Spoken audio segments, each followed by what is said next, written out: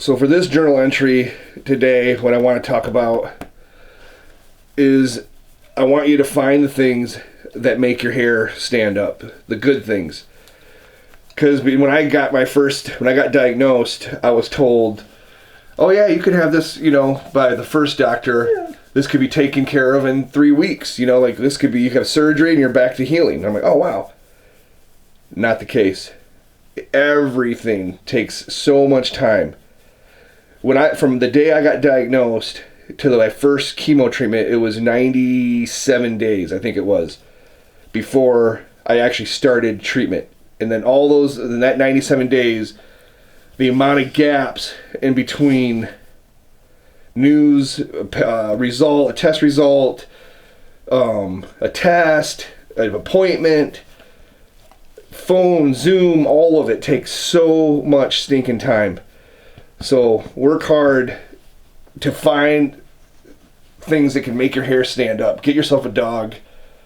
This guy has been keeping me on my toes. I didn't even know I needed him when I got him, but he's been keeping me busy. He helps me not think about my cancer stuff because he needs his stuff. He needs pets too. So enjoy this episode, and we'll talk to you later. Bye. Deconstruct this love. Replace this time. Rebuild or nail yourself to the ground.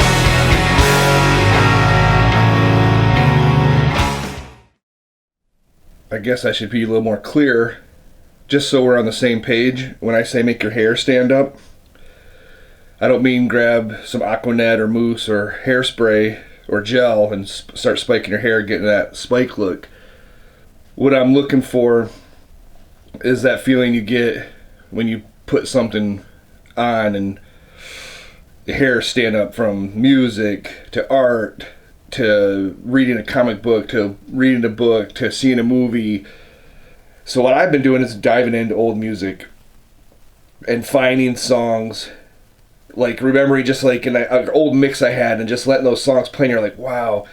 And you forget the moments that get you just like getting your fist pumping, or like you're just like, that feeling, man, that helps me erase all whatever this whole cancer wave we're on, tornado we're in. Even though I say cancer is a blessing and a gift, or it's still a hell ride, because it's not fun, the thoughts that come into your head while on this ride. You got to prepare for it. And I think if you can prepare with like knowing that you're still human and you can still feel good from things outside of cancer, that's a big reward. And it feels really good when like still things that's why I'm going back, because I'm just kind of like, I'm just kind of there. And it's not really bringing I don't have this emotional attachment to it. Even going back to old places where I walk, even though it's cold out right now, going out to trails with my dog or my dad, would go out where, just getting back into nature, even though the weather, it just getting in it and letting those things where you're like, what inspire you, go back to them. Like what once inspired you, go back to it. Shoot, even a new thing I've been cooking, that even brings like a new thing of joy, because I've never really, I had like maybe 6 dishes I cooked. Now I'm cooking different things all the time, especially for this diet. You're learning new things. So that's been kind of really fun, reading about food and what to eat and things. I'm like, whoa, I never knew that would do this, and it's just been great, But man, if you can just get a routine of every day trying to find something that's positive, keeping your mind off this negativity that we can be in because of the time we have in between everything. If you can just, like I said, grab whatever you can to make yourself happy. And if that's, just the other day, I was snow plowing my driveway. My neighbor let me use a snow plow. I probably had the biggest, dumbest smile on my face doing it, because I'm happy that I can continue to do things even though I have cancer, or whatever stage cancer I have. And they're like, people are like, hey, you want help? You want this? And I'm like, and I got to be better at accepting help. But at the same time, if I can do it, I'm going to keep doing it. And that's going to be, I'm not going to stop doing it until I can't. So it's important, and it was funny. That was like something I was excited that I could just be out shoveling and doing things, sweating, working out, like, and pushing this snowplow, just throwing snow everywhere. And I was just, I mean, the dumbest smile. I mean, I've even pulled out the old toys and just sharing, having moments with my nieces with these toys. Even during the summer, I got a few things, and I had a chance to share that with my nephew that lives in Atlanta. And he went with me to pick up some stuff, and it was great. Just like look over all these old weird toys, and like I always have my collectibles, like these weird collectibles out. But now it's just been kind of fun to like really sit down and share those things and see like the excitement. Want my nieces and my nephew want to learn the names of these characters, whatever. And you know, and then you hear myself talking about them, and it just makes you feel like a kid again. Because I've realized when I'm during this cancer, the whole thing, you're kind of like, and it's an up and down ride of being, bad news, wait for news, this, and you're constantly kind of thinking about how do you fill the time in those gaps, you know, like, because you don't want to sit there and just think about cancer.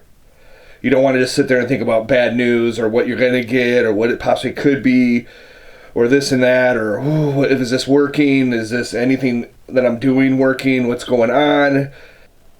It's like purgatory. We're stuck in this place of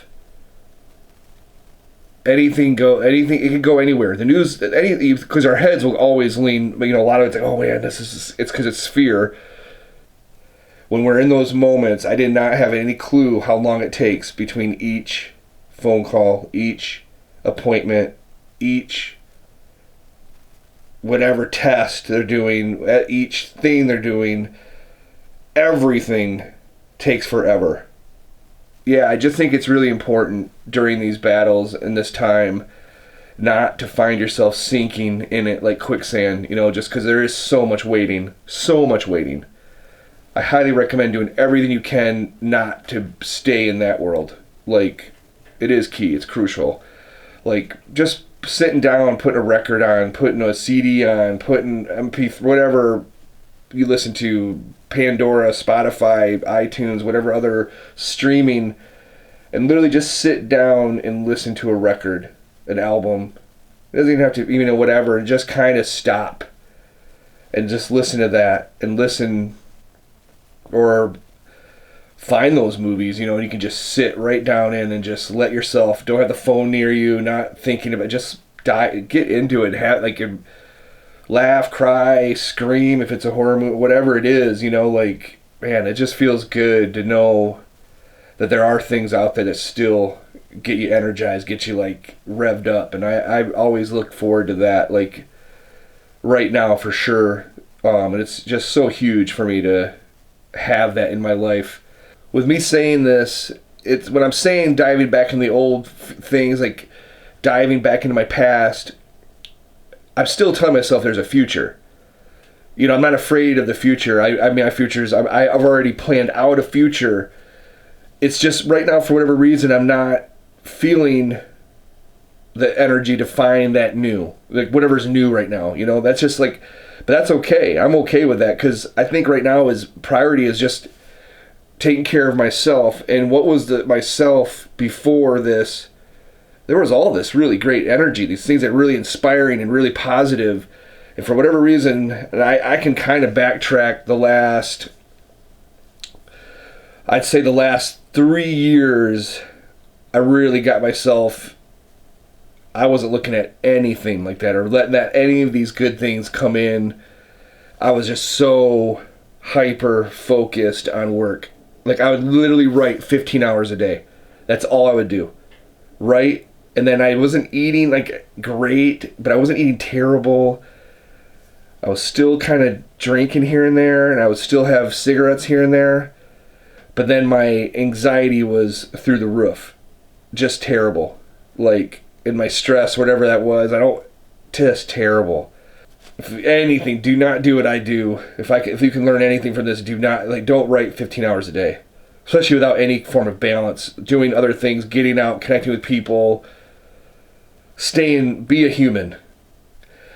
But yeah, I really try to look at what, and pay attention to your day and be, appreciative of the day, and only put the things in that get you inspired and motivated, and to try your best, man, not to focus on that purgatory that we're all in when we're waiting for treatments, we're waiting for news, we're waiting for results, we're waiting for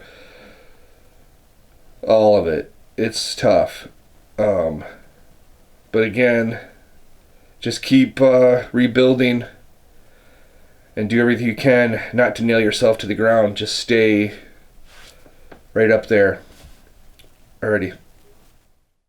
Deconstruct this love.